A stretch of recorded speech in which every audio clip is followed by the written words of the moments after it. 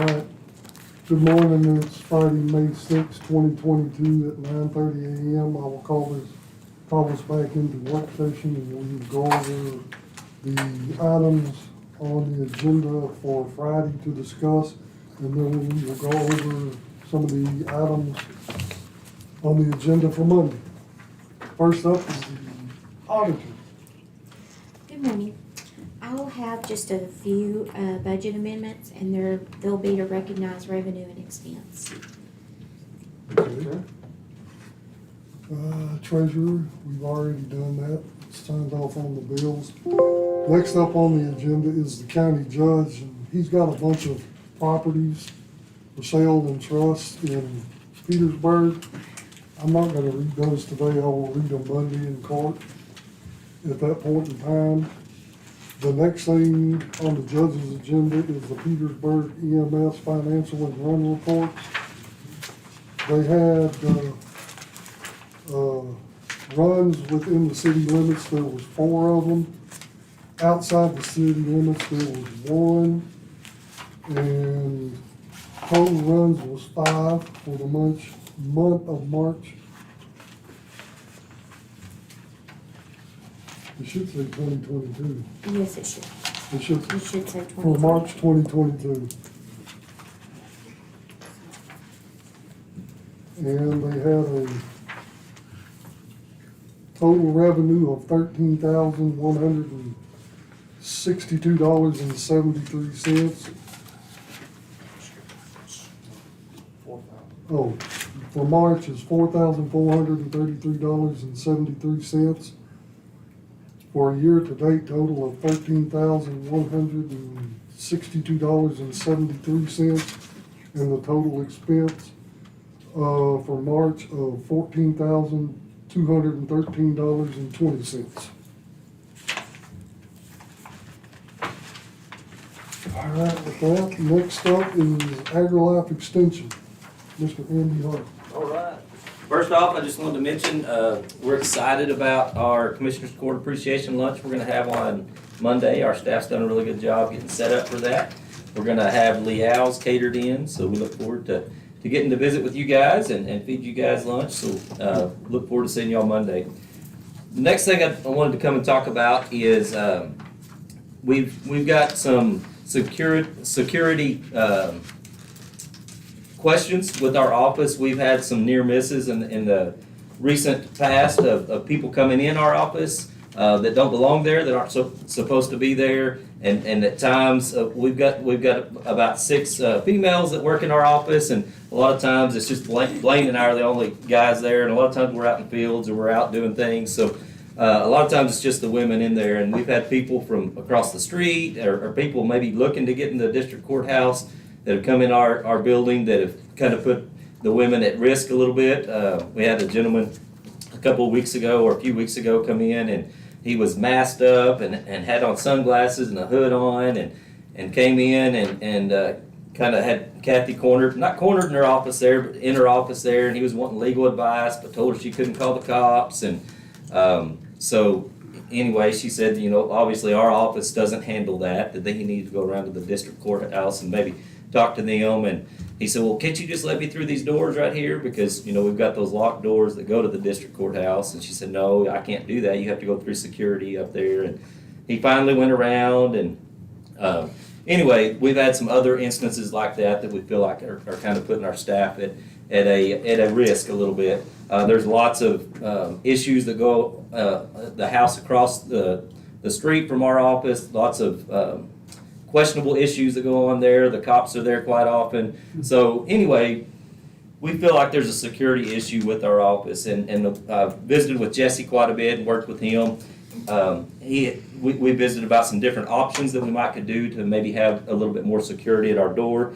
And Lubbock Lock and Key, he had them come and give us a quote or a bid, and I'll pass this guy out to you guys. And this is what we're asking for is it would be a security lock and video that we would be able, the secretaries would be able to let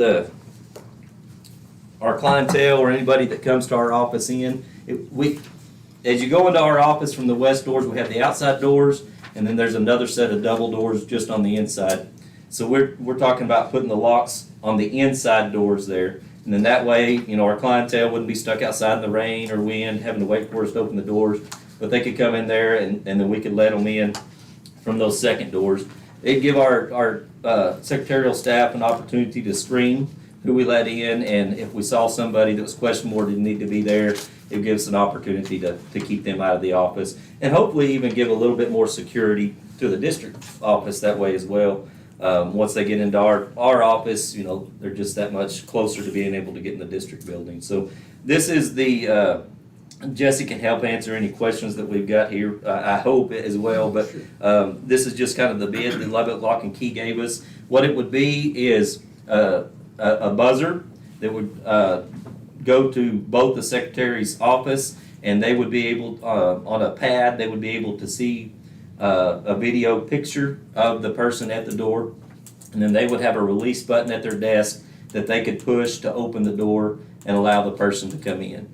There's also capability, I believe, to, if there is somebody that's questionable out there, there is a way to video them and capture anything that they may or may not be doing as well. I believe Lubbock Lock and Key said that was part of this bid as well. So we're asking that we can get this security to just be able to continue to let our clientele in as needed, but be able to provide our staff with a little bit of security there. Any questions?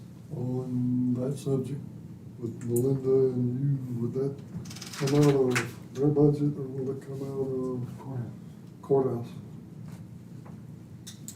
Right down there. Fund 11. Huh? Fund 11. Well, I don't know. I mean, most of the time, anything that's done to the building comes out of it would come out of the Justice Center budget, but I'm gonna have to look at that. So I'm not really prepared today to say. Right. Well, that's, Where that might come we've from, got till Monday to get it all figured out, that's why I asked the question. now. Most of the Okay. time, if it's anything done to the building, it's gonna come out of Building. the Justice Center. Building. It would come out of the Justice Center building Okay. grounds, but I'll take a look at it, cause I'm not sure what we have in there right now. Okay. Any other questions? All right. Thank y'all very much. You be here Monday, or? I'll be here Monday, yes, sir. Okay. That way if you have any more questions. Is this just to the door to the west, or what about your door to the south? Our door to the south stays locked all the time anyway. It's just employees just come in there. We all have a key to it. And really, that's usually the way we come in, because we park back there and we come in that door. But our clientele don't use that door. They just come in the west, Okay. the west door. Okay. Thank you, Andy. Thank y'all. All right, next up is Jill White Marshall. Discuss the move of the Kenneth White Galleries to Plainview and Hale County. Awesome. You want us to stand up or just right here? Right here is fine. Okay. So, I do have to say, I'm surprised how many faces I recognize. This is awesome. We know that there has been city funding but we also know there's county funding, and so that's why we're here today. We really appreciate you putting us on your calendar. So I'm Jill White Marshall. This is my husband Matthew in the corner. This is our son Jake. And he has a wife, Elise Newland. I don't know if you know Elise, but she's a big Plainview girl. And she's teaching at high school days, so she can't be here. So we inherited the Kenneth White Galleries recently. And it has been in operation in Tulia for over 50 years. And we need to relocate. So we recognize that big things are happening here in Plainview. We want to be a part of that. And we would really like for our business to be here in Plainview, in our new hometown. Yeah, I mean, we manufacture, as most of you already know, fine art prints, paper, canvas. We sell a wide variety of things, note cards, books, original art, antiques, decor. We're considering bringing in a small selection of hand-picked artists, carry maybe some new artists. We sell a lot of wholesale, retail, lots of online, a lot of foot traffic in our galleries. Most of our sales come from outside of the county, so we bring a lot of people into the county.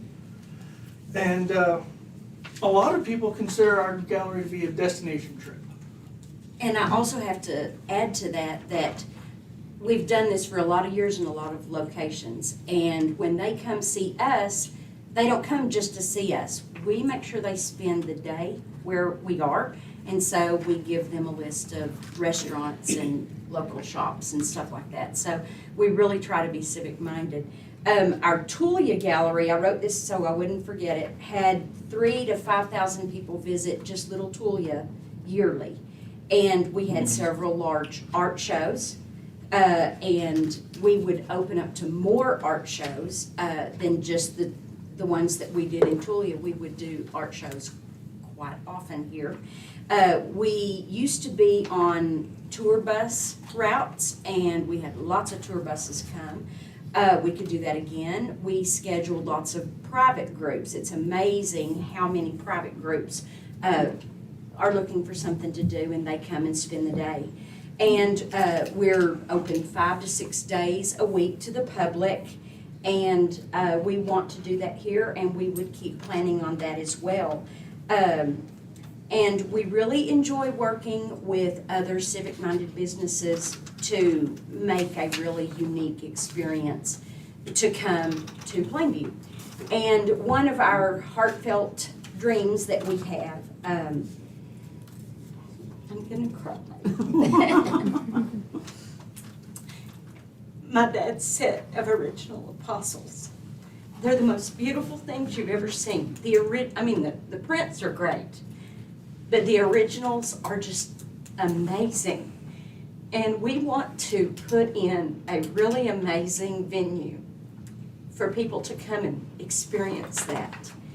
And I think it would bring lots of people in just for that. Sorry, I didn't mean to cry. That was totally unexpected. They're an emotional experience if you ever see them all together. Yes, they are. But to facilitate that, we've been looking since about November for a building in town. We're looking for 8,000 to 10,000 square feet. We want to be able to house both our production and our gallery in the same building. So we were kind of hoping to ask for around 25,000 or whatever would be, y'all be willing to grant to us, and we'd use it for hopefully a down payment on the building or potentially to begin remodeling costs. Any Because questions? we really want to make this our home base. Have you got a building in mind? You know, go ahead. We've looked at everything, and we're kind of looking at the Home Decor and More. And it's on the small side. It's on the small side, The downtown?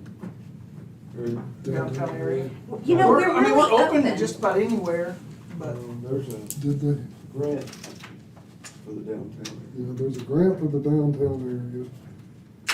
I was gonna ask Melinda about our own county EDC fund, but I sit on the Industrial Park Board and with the Economic Development Corporation. We'd have to talk to Christy Ade in the executive board, but there's probably some way we could go through there and come up with some money. The other building, and I don't downtown, because my wife's part of the downtown association. Did they take up the old Marson Son building when? It's that brewery is coming there. Yeah. Well, okay, that's the brewery that's coming in there. Yeah. We have looked at the Larson building, and, you know, we do estate sales on the side, and, because we're crazy. And, but we did a sale there, and we just can't get that building out of our head because it's pretty fabulous. And so, you know, the International Harvester, y'all know where I'm talking Yeah, about? out there on the highway. No, it's on Broadway. On the It's just corner. International Oh, building. that corner. International Harvester building. Right here Right where, Okay. across from that, right over the across from lawn. that. Okay, I never okay. think of that I know, yeah, I building. hadn't I always thought of it forget either. about it. Yeah, and it across is from the just- barber shop. Yeah, there's a Yeah. barber shop on that. Oh, further down Broadway. Yeah, Yeah. on that side. It's 2 blocks down. Joe's Barber Shop. Across this side Yeah, of it, it's- this side of it. Okay. Like Joe's Bar. North of it. You It's a know, brick building. yeah. Oh, Yeah. World Antiques, Jack owns Yeah. it, Yeah. owned that Jack building. Oswald. Jack Oswald. Oswald. Yeah, he owned the building next door. Yeah. Okay. So we looked at that, and You know it what is is that? just, they Just over included there. that Yeah, in the the Sears building, downtown then- area, just that Yeah, building it's side right by in side. there. Used to We be would his way. love to talk to, But is it's it the the one that Garzas starts that at- have, The old J.C. the old J.C. Penney, but we have heard that they aren't interested. I don't wanna sell. But you know, we just need some big square footage, you Yeah, know. that'd have a big parking We'd lot, too. consider Fifth Street, we'd consider out on the highway. I mean, we're really kinda up for it, but I like that building. my goodness, Who we owns bring a that lot of building? I traffic. don't know, do y'all know who owns that old building? The Garza, the, No, the No, the International next one House. that- yes, it's the Larsons, Larson's. yeah. Why don't, Yeah, and I know it is for sale. I will be very honest with you. We inherited the business, but not the funds. And so Jake is in charge, and he is starting from the bottom up. And so it's not like we can come in and just redo a big old building, you I know. basically got the equipment and the goodwill. Yeah, So I retain the customers and the equipment, but, you know, starting from yeah. square one on that. But we, in order for it to be a real draw to the town, it needs to look like a real draw, and we know that. And so, that's why we're here. Yeah. So, anyway, that's all we got. okay, So, then I will, when we get done with this meeting, I will, we can either go, or I will get you in touch with Christy Ade, who runs the EDC, okay. and I will get you the names of the ladies that are all part of the downtown association thing, because they do have grants. Yeah, I'm on a tiers, Yeah. deal, and you would qualify if you go to the building back in. Yeah. Okay. What about that one? There's I'm not a- sure of the, I don't have a map in front of me to see what qualifies. The area, I believe, goes, it's kind of in a rectangle. Yeah. Are you talking about the building. downtown? I don't have the Well, addresses in my the head. Because it- funding, That You one call it little Jeff lot, Johnson? yeah. we have a picture of that map, Yeah. Okay. and Larson is just right in that. It's Yeah. right inside. So of it the- goes down and around it back It goes up. right around it, but the rest of it's this Yeah, direction. Assistant City Manager Jeff Johnson. Yeah, okay. The other question before we get done, because I used to come to Tulia and play golf with Mark. Oh my gosh, I did not know him. I would come up there and play with him and Randy Mahaney Oh my gosh. and Teddy McCaslin and whoever And they else. let you in here. Yeah, That's what I amazing. was. I was hiding from everybody down here. They were all good. I enjoyed playing. It Yeah. was fun, so. Yeah, Anyway, but now I will help you with some of that okay, and get you in contact with those people and all right. we'll see what we can do, because Thank you so much. I don't know about anybody else in this room, but that sounds wonderful. Oh, that sounds great. So, If y'all have any ideas, we'd love to hear them. okay, all right, thank you. You bet. All right, next is Tori Huddleston, and I figure she'll be here Monday. It's to discuss the Christmas lights in Red, White, and Moon, which comes up in July. So, and like I said, I figure she'll be here Monday. And next is the Emergency Management Coordinator to discuss and request bids for repairs on courthouse chiller. And so I will say Johnson Controls has been extremely proactive in trying to take care of us. They called last week and wanted to do an operation and maintenance on the boiler chiller and several other aspects of it, which my first question was, is that part of the contract? Then they said, yes, no charge. But after they did their extensive maintenance on it, they found 2 leaks in the chiller. So that's going to be a substantial amount of money to repair those refrigerant leaks. So I wanted to make y'all aware of it, and then Monday, we can go with bids, or we can postpone it, or whatever y'all decide. Okay. But that leak in the refrigerant might cause our air conditioning to go down Yeah. as the summer's coming up on us. That's all I have for you. All right, thank you, Jesse. All right, now let's turn our attention to the Monday agenda of May 9th, 2022. We'll do the minutes of the last meeting. We've already, down to the auditor, she has a few more things on here today. The only other thing I have is I'm gonna be asking, to approve an order granting discretionary exemption from the County Purchasing Act for food products and food service items for the Hale County Sheriff's Office. And it's that time of year again, we do it once a year, where we have to go out for bid, because his food items and food, other products that he purchases for the jail, do go over $50,000. But there is an exemption, and, Jim, draws that up, and I'll have that, for y'all on Monday. Thank you very much. Next, we have the treasurer's report, and they're not here today, so we will discuss all of that on Monday. The next on the agenda for Monday, the county judges, are all those properties from Petersburg. We'll discuss those Monday. We will talk again about the Petersburg EMS financial run report. We will also have the Hale Center EMS financial and run reports we'll have it for April 2022.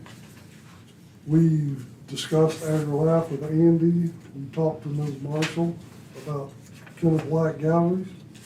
Next, Commissioner 4 to discuss and approve a water line for going on County Road 70. Yeah, for Andrew Francis. Yeah, for Should have Andrew. an application handy for that, so. Okay. On the agenda for Monday, the emergency management coordinator's got a few more things. If you'll just discuss those on Monday, that'll work. All right.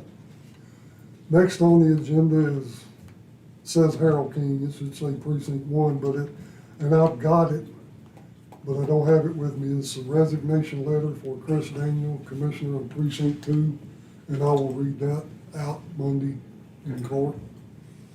And next on the agenda, the county attorney, he's got some items here for a public hearing and a closed meeting for Monday. And we'll let Jim take care of, do all that when we get to that point on Monday. With all that said, I will call this meeting to a close on Friday, February the 6th, or May 6th, 2022 at